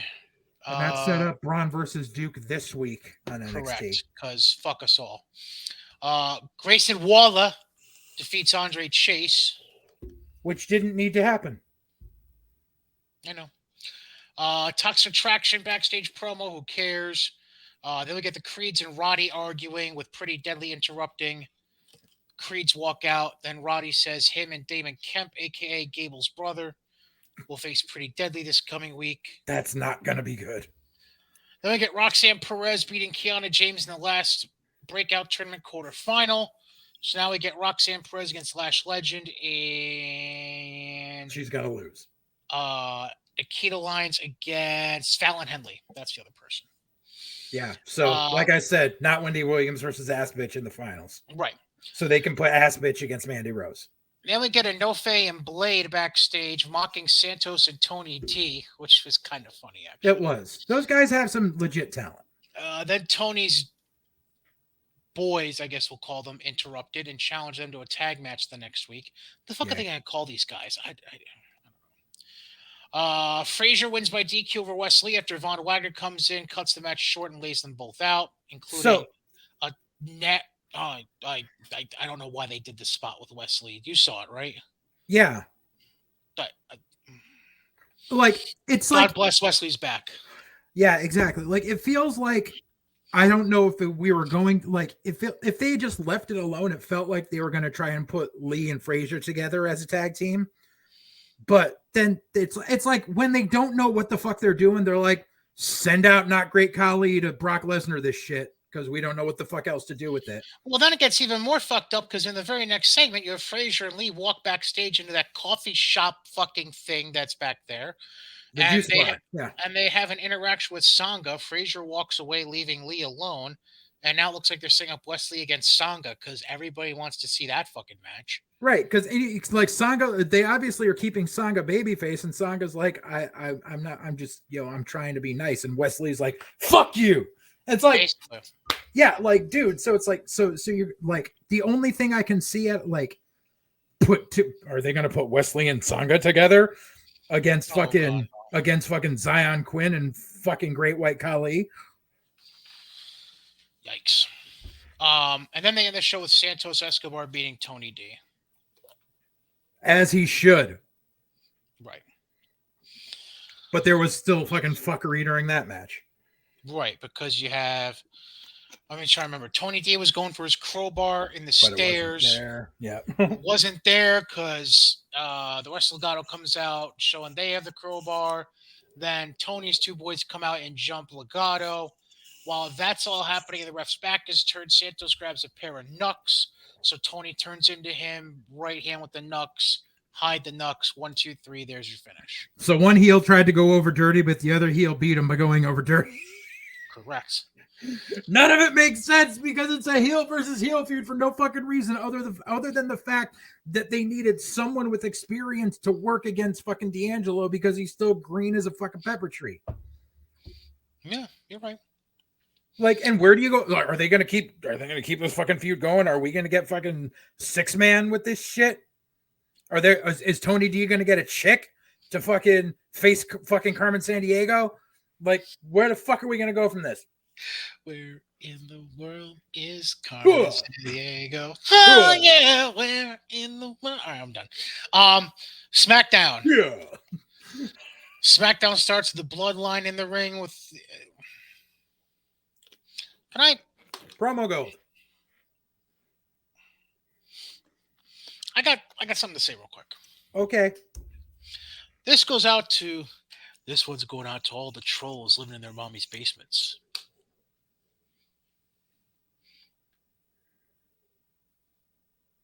The Bloodline is the reason SmackDown even fucking exists right now. Uh-huh. So don't fucking shit on them for being so fucking good. Yeah, like, have you seen the trolls saying how the Bloodline, like, thank you. Thank you. Point taken. For those of you listening to audio only, JJ showed that the shirt he's wearing is the Roman Reigns needle mover shirt. Like, motherfuckers. It was on sale. I had to. I mean, oh, that was one of the few pieces of merch they had there. No, on the site. Oh, okay. They had the God Mode shirt there, and I wasn't paying $35 for it. Yeah, no. Like, have you seen the goblins just trying to be like? Oh yeah. Roman is hotter than ever. Mm-hmm. Heyman is Heyman. Mm-hmm. And the Usos are just feeding off of that. Yep. And elevating their game. What's the fucking problem? What am I missing? What is bad about this formula? It's the same old shit. These motherfuckers would not have survived in the days of the Horsemen. Like the real Horsemen. Not even that. They would have survived during Hulkamania. That too. But it's just far as they wouldn't have survived Bruno. Right. But as far as a heel stable being like the controlling force in a company, fucking they wouldn't have survived. Like, they all talk about the Attitude Era, but they don't realize how fucking hot the NWO was. Like, they fucking did. All these people talk about the Attitude Era that weren't alive during it. And yeah, like, and the Horsemen during fucking Crockett, like, the Horsemen ran roughshod over everyone and held all the fucking gold.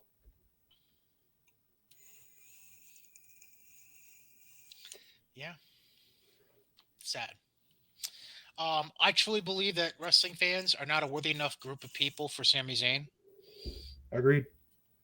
But Nakamura beats him, unfortunately. Sad face.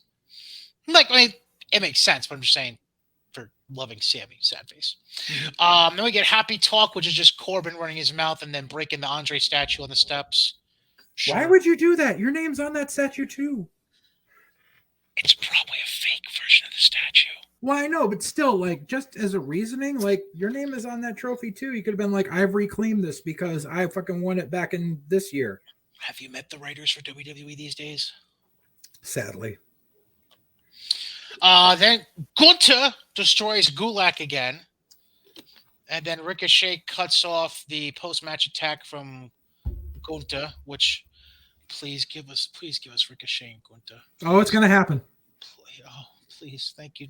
It's gonna happen, and then you know what's gonna happen?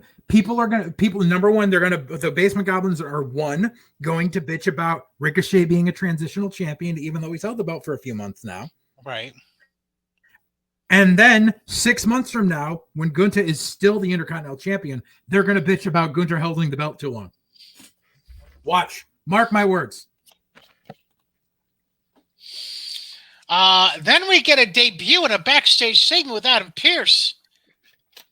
Max Dupree. I kind of like it better than LA Knight.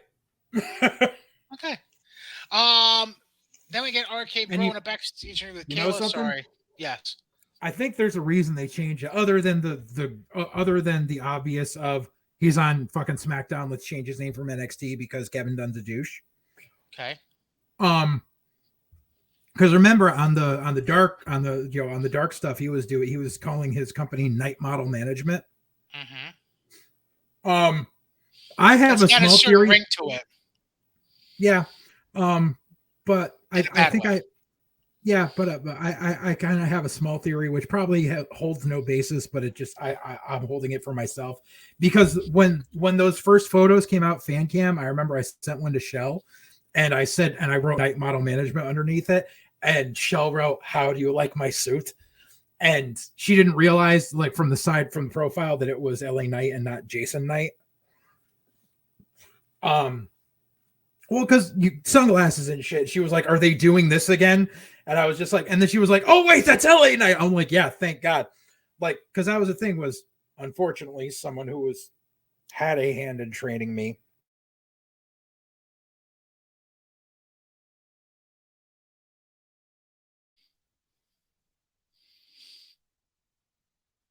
All right. Well, it looks like we lost JJ for a hot second, but yeah, I am in agreement about the change of the name. I like it. I think it's good. Oh, we might have JJ back, but give us a hot second. There you are. Hi. Like all of a sudden, I was in the middle of a sentence, and it was just like, "Internet says fuck you." Basically, Yeah. so Anyways, you were saying something about training you. yeah, he had and that's exactly where it cut. He had a hand in training me, but Jason Knight's original ECW gimmick was he was the sexiest man on earth, Jason, and he was in a suit and he was a model. So Night Model Management was just like, maybe they just don't want Jason trying to come trolling around looking for fucking money. Or Heyman being like, "Yo, give me some royalties." Right, exactly. But yeah, anything that keeps people away from remembering Jason Knight, I'm all for. Fair.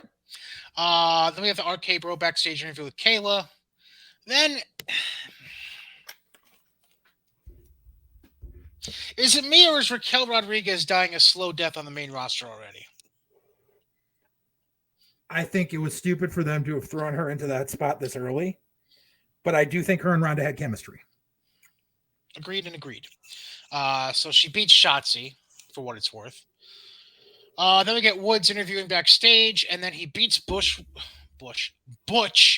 with the backwoods again. But then Woods gets jumped by Butch, Sheamus, and just Butch. Ridge and Sheamus pull him off. And then Woods does a backstage interview at the start of the next segment in which he says Kofi's back next week, but I also have somebody in mind that I think they're not expecting or something like that. I don't fucking know. It's not Big E. We know that. Right. It's not E. But God knows who. What's the new name they gave to the fucking stable there? Oh, yeah, because they didn't have Fight Night and Lights on the thing. Yeah, they gave him a new name. I don't know, because 9:00 on Friday, Joe Bob Briggs. So yeah, I forgot what it was. Fuck, because I didn't go back and watch the rest of SmackDown. Yeah, I'm gonna look into that real quick. Oh Jesus, Mary and Joseph. That's the new name. No. Might be the names of the people that are going to be involved in this. WWE apparently has plans to bring up NXT wrestlers to compete in the women's tag team title tournament. Well, of course, because they don't have no women's tag teams right now. Jobbers. Sorry, I had to say that out loud. Let's get to SmackDown. By the way, SmackDown ends with obviously the tag team title unification match, in which the Usos go over on RK Bro because Heyman, who was just sitting at commentary originally, Heyman pops up and he distracts the referee while Roman. So basically, Jay and Riddle were on the top rope in the corner nearest the ring announcer well. So while Heyman distracted the ref on the other side, Roman pops up on the apron and holds Jay in the corner while Riddle goes flying off from, I'm assuming, I think it was an attempted superplex, if I remember correctly, or something like that. Probably, yeah. So Riddle does a back bump. Roman pops back down. Jay gets up on the top rope. Uso splash. 1, 2, 3. There's your winner. See, I'm honestly surprised. I thought that this was going to end in a schmaz, and then they would have the official unification match inside Hell in a Cell at the pay-per-view. You did mention that. Yes, you did. I honestly thought that was the way they were going to go. Like, I thought the story wrote itself. Unless they're planning on doing the rematch inside the cell to have like the definitive fucking tag team champions. But I mean, I Right. don't know if that ship has already sailed or not. Apparently, I don't know if it's photoshopped or not. There's pictures of the unified tag belts. I hope that's not true. I mean, it's just the tag belt, just with a red stripe on the top and a blue stripe on the bottom, so it's fine. I like it. I don't But like it. it's the same belt it already is, just with a different color strap. Yeah, there's no point to it. Well, I mean, it's better than carrying 4 fucking belts. What about Roman? Supposedly, there's that fucking belt that's the undisputed belt that's the fucking gold strap. Yawn. Before we go, I know I've used the phrase twice already in the show, but we're going to bring up the ultimate definition for episode 51 of White Heat of brain damage. You know something? We never went over the card for Double or Nothing. Okay, we'll go over that because that's this weekend. It's a brain damage company. Yeah, let's go over Double or Nothing quick. Pre-show match: Hookhausen against Tony Nese and Smart Mark. That's a given on who's going to win. It's predictable as fuck. Apparently, they booked a TBS championship match. Oh, really? Jade's going to defend against Anna Jay. Gee, I wonder who's winning that. Then we have, obviously, the Owen Hart tournament finals, the men's and women's finals. Cole and Britt are going to fucking prom king and queen that shit. That's like what you're assuming. Then Thunder Rosa's defending the women's world title against Serena Deeb. That one, I'm not so sure. I'm going to lean Thunder Rosa. I doubt they let her drop it after one title defense. I mean, they've barely cared about her as so far. So, and they can't go back to the after Britt wins the Owen Hart thing. She's obviously going to want a title shot, and they already did her and Thunder Rosa to death. Yeah. Then we have the triple threat for the world tag titles: Jungle Boy and Luchasaurus defending against Starks and Hobbs and Lee and Swerve. I don't know who the fuck they're going to put over on that. Like, Yeah. It's no one cares about, like, what are you going to put Team Taz, who have both the other two teams have done nothing of merit to be in this match. I know. But at the same time, your regular tag team champions have done nothing of merit since winning the tag titles. Correct. Then we get Anarchy in the Arena. The Jericho Appreciation Society against Kingston, Santana, Ortiz, Danielson, and Moxley. Trios tag, House of Black against Death Triangle. Gee, I wonder who wins that. Hardys against the Bucks, and then Hangman versus Punk for the world title. And they'll probably put the title on Punk. Oh, and we missed a match that's technically not on the card yet because he still has to go through his last punishment. But obviously, we're going to get Wardlow and MJF. Let's not be stupid about it. Which, like I said, they should be smart, which they won't be, and have MJF win this one and have Wardlow get his comeuppance in a couple of months. Correct. Instead, they're going to have Wardlow go over, and they're just... See, this is the problem. MJF is their hottest fucking heel. And every time they put him in a feud like this, he always ends up losing in the end. Could I make an even bigger suggestion than what you're saying? Sure. MJF wins, Wardlow goes away for about 6 weeks. Then you bring him back and set up a match at All Out. Right. All Out! That would make sense, but they won't. Because Wardlow is like, because they go nutty on ratings, and Wardlow actually makes the ratings go up when he's on. Sure. Because they care more about ratings than pay-per-view buys. And that's the thing is, historically speaking, I forget where, but I saw a listing of pay-per-view buys for AEW in the 3 years they've been in business. Mm-hmm.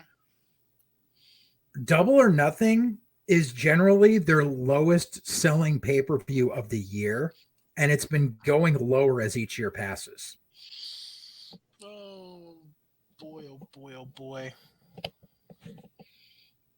Shocker. I think like 1 year Revolution was the lowest selling, but generally as it is, usually All Out is the highest selling one, and Double or Nothing is the lowest of the 4 of the year. And plus, you got to figure there's going to be people out there who are going to debate paying for this one or paying for Forbidden Door next month. Or just paying for Double or Nothing or Hell in a Cell. Well, Hell in a Cell, they don't have to pay for because it's a premium live event. Right. Yeah. All right. Let's get to our stupid moment of the week. Please tell me you saw the video I sent you of this. Oh, yeah, because what do you call it? Actually, Logan Black had sent it to me in a group chat before you had sent it to me. It's all over Twitter. It's all over Facebook. Go find it. Joey Janela, recently unsigned by AEW, decided it was a good idea to do a super kick with his foot on fire. Here's a problem. Leather melts like a bitch. And rubber soles. He wasn't wearing any protective gear underneath the boot. And the motherfucker didn't have a fire extinguisher nearby for the spot. Dumbass. So he's trying to stomp out his fucking foot after he does the kick. And everybody's scrambling for fucking water and towels. All in the name of GCW. Yep. You know, I never really had an ill word. Like, I've been on shows with Joey, and he's always been pleasant to me. But I also can't forgive him for something that he did the first time I met him. And that was, he was working a show against a guy, and he did a dive to the outside and landed wrong on this guy and ended up damaging his spine, which eventually led to this guy years later having to retire from the business. That guy was Thorson Creed.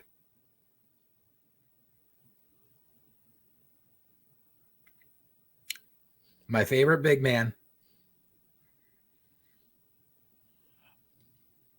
Yeah. This was the first day I'd met him too. Shit. Yeah. He stayed quiet about it until like after he had surgery and was like, I'm done with in-ring stuff. But he was like, I was working. And I was there. He's like, I was working Joey Janela, and he did a move. He fucking did a dive to the outside and landed on me wrong. And it damaged my fucking neck.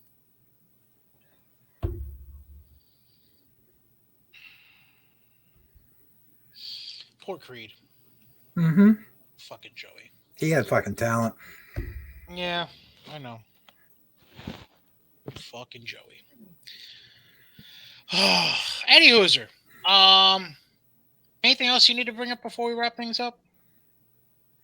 I don't think so. You still coming down for the barbecue this weekend?